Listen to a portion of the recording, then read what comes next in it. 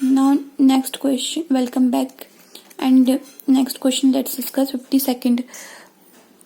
Ionization enthalpy of nitrogen is more than oxygen because of option A extra stability of half-filled orbitals, option B more number of energy levels, option C less number of valence electrons, option D smaller size. So obviously we know our answer that the ionization enthalpy of nitrogen is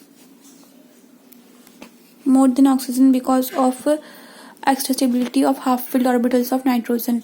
So 52 का A is correct, whereas rest of the options doesn't make any sense regarding this. 53rd question, which of the following elements will have the highest second ionization enthalpy? So remove one electron from everyone. If you will remove one electron from here, it will become 3s1, it will become 3p1, it will become 2p6, and it will end with 3p2. So now let's check whose configuration matches with the noble gas or similar to noble gas after removing the one electron. So if one electron is moved from here, it becomes 6 plus 2 8, 8 plus 2 10, 10 plus 1 11. It becomes 1 plus 2 3, 3 plus 6 9, 9 plus 2 11, 11 plus 2 13. It becomes 6 plus 2 8, 8 plus 2 10. It becomes like it has 10 electrons, and its configuration becomes like neon, and hence it will have the highest second ionization enthalpy. So answer is option number B, 53rd का. Question number 54th, which of the following can most easily form unipositive gaseous ions? Basically the question देखो, इस question में अब तुम meaning ढूंढने जाओगे कि unipositive ion gaseous ion कौन बन सकता है. तो ये बहुत टफ टर्म लग सकता है कुछ लोगों को. सो इसका ट्रिक ये है कि ये क्वेश्चन बेसिकली पूछ रहा है कि कौन सा मतलब पॉजिटिव चार्ज लाएगा अपने ऊपर, मतलब कि कौन सा इजीली मतलब कि इलेक्ट्रॉन लूज कर सकता है, मतलब किसका मिनिमम आयनाइजेशन एंथैल्पी हो. तो यहाँ पे हम देखना स्टार्ट करते हैं कि पहला एलिमेंट कौन सा है. पहला ये है 6 plus 2 8, 8 plus 2 10, 10 plus 2 12. तो ये है मैग्नीशियम. ये है 2 plus 2 4, 4 plus 6 10, 10 plus 3 13. ये एल्यूमिनियम. ये है 6 plus 2 2, 6 plus 4 10, 10 plus 4 14. ये है सिलिकॉन. ये है 6 plus 5 11, 11 plus 2 13, 13 plus 2 15. ये है फॉस्फोरस.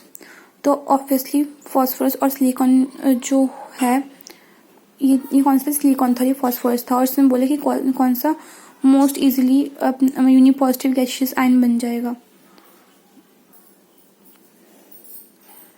तो अगर मैं देखूं यूनिपॉजिटिव गैसियस आयन, रुको, पहली बात तो इन ऑप्शन सी और डी को एलिमिनेट कर दो क्योंकि सिलिकॉन है और ये फॉस्फोरस है, जबकि मैग्नीशियम और एल्यूमिनियम है. तो मैग्नीशियम और एल्यूमिनियम जो होता है, और सिलिकॉन और फॉस्फोरस में से अगर मैं देखूं तो सिलिकॉन और फॉस्फोरस जो होते हैं वो लेफ्ट साइड पे आते हैं वो मोर राइट साइड पे आते हैं पीरियोडिक टेबल के. तो इस वजह से इनका न्यूक्लियर चार्ज सबसे ज़्यादा होगा और इनसे इलेक्ट्रॉन निकालना मुश्किल होगा. तो इन दोनों ऑप्शन को कैंसिल कर दो. अब ए और बी में से बात करते हैं.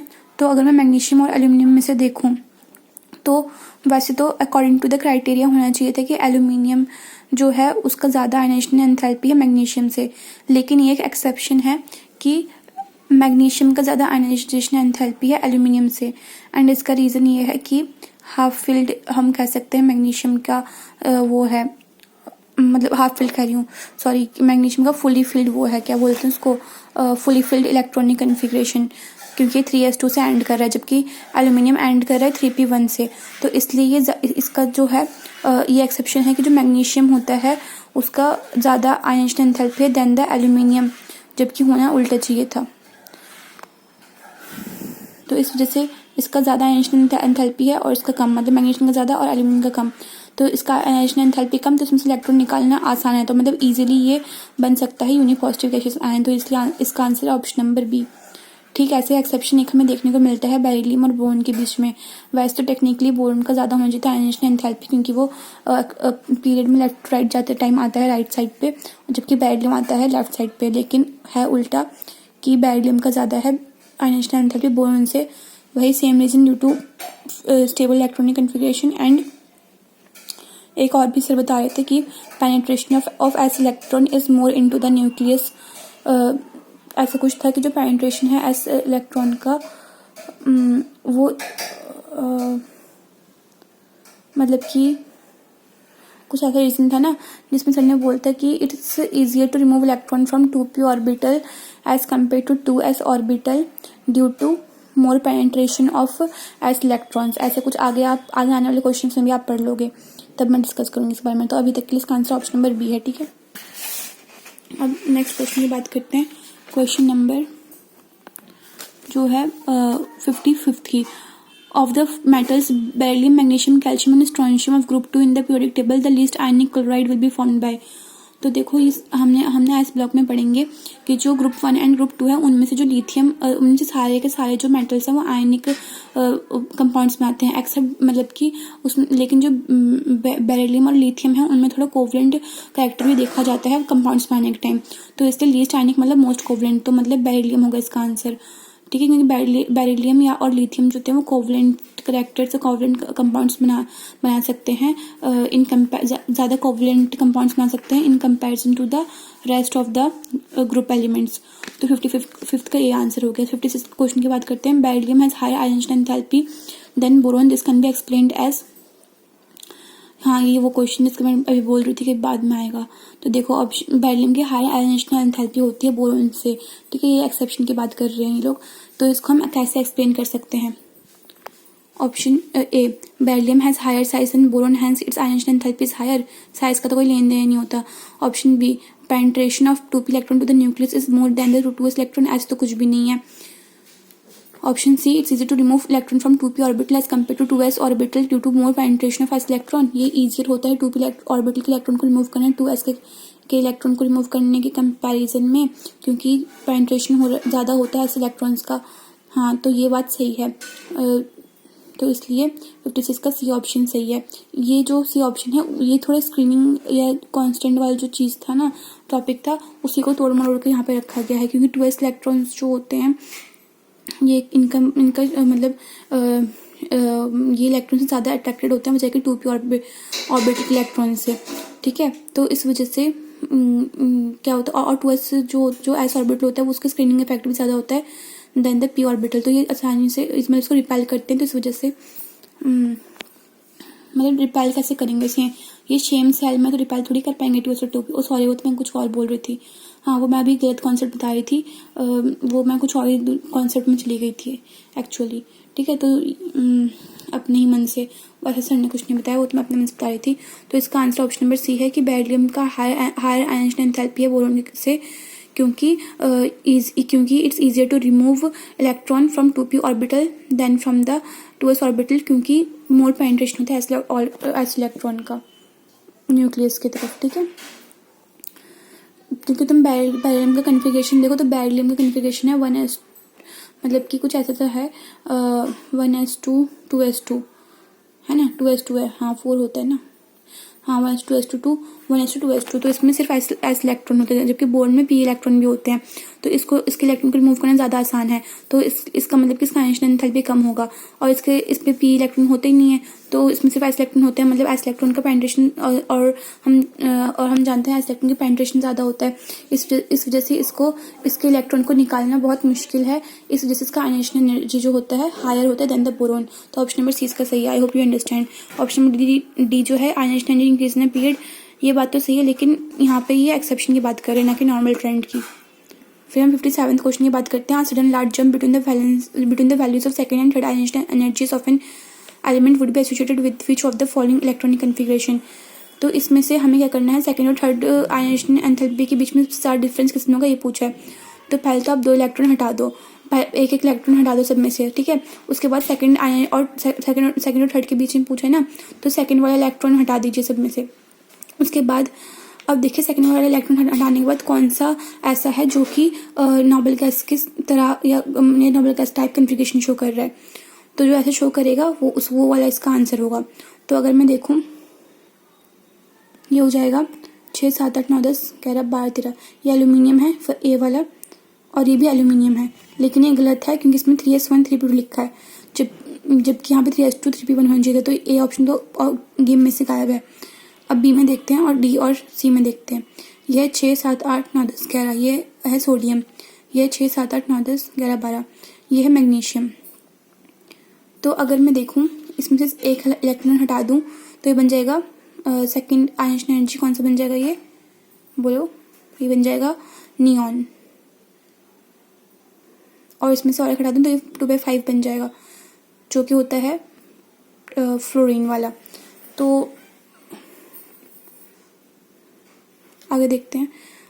अब इसमें से भी 2 हटा दो तो ये एक हटा देंगे तो ये बन जाएगा मैग्नीशियम, और एक हटा देंगे तो बन जाएगा ये सोडियम। और इसमें से हम देखते हैं, इसमें से एक हटा देंगे तो बन जाएगा ये सोडियम, और एक हटा देंगे तो बन जाएगा नियॉन। तो ऑब्वियसली नियॉन का बहुत अगर हम नियॉन से 2 हटा देंगे, दूसरे इलेक्ट्रॉन हटा देंगे, तो इसका मतलब कि सेकंड आयनिक एनर्जी मतलब कि सेकंड से थर्ड जाने के लिए अब हमें मतलब कि जब हम इसका दूसरा इलेक्ट्रॉन हटा दिया तो नोबेल मतलब 2 इलेक्ट्रॉन हटा दिया, मतलब ये इतना बन गया कि इतना बच गया 1s2 मतलब ये नोबेल गैस की कन्फिग्रेशन में आ गया। ठीक है, तो ये नोबेल गैस की कन्फिग्रेशन में आ गया। एक मिनट। तो ये नोबेल गैस की कन्फिग्रेशन में आ गया, तो इसकी वजह से ये सेकंड और थर्ड एनर्जी में इसका बहुत बड़ा लार्ज जंप या लार्ज गैप या लार्ज डिफरेंस देखने को मिलेगा, इसलिए इसका आंसर ऑप्शन नंबर डी है। ठीक है, 58 क्वेश्चन की बात करते हैं। Few elements are matched with their successive ionic energy, identify the following. तो देखो ये आयनिक एनर्जी सबसे कम यहाँ पे कहाँ पे है? यहाँ पे है सबसे कम। तो मतलब कि पहला इलेक्ट्रॉन निकालना बहुत आसान है। तो पहला इलेक्ट्रॉन निकालना बहुत आसान किसमें होता है? अल्काली मेटल में। तो ऑप्शन नंबर बी या फिर डी होगा। अब देखते हैं वाई को। तो वाई कौन सा है? एक मिनट, ओ सॉरी मैंने गलत बोल दिया, मैंने क्वेश्चन ध्यान से पढ़ा नहीं। एक मिनट, एक तो मुझे बहुत स्लीपी फील हो रहा है, बट स्टिल कोई बात नहीं। अगर मैं देखती हूँ यहाँ पे एक्स एलिमेंट की बात करेंगे, एक्स कौन सा है और वाई कौन सा, जेड कौन सा है। तो वाई तो पक्का अल्कली मेटल है, क्योंकि इसका फर्स्ट आयनाइजेशन एनर्जी सबसे कम है। तो ये मतलब कि आसानी से पहला इलेक्ट्रॉन दे सकता है। तो या तो ये हो सकता है ऑप्शन, या फिर ये ए या फिर सी।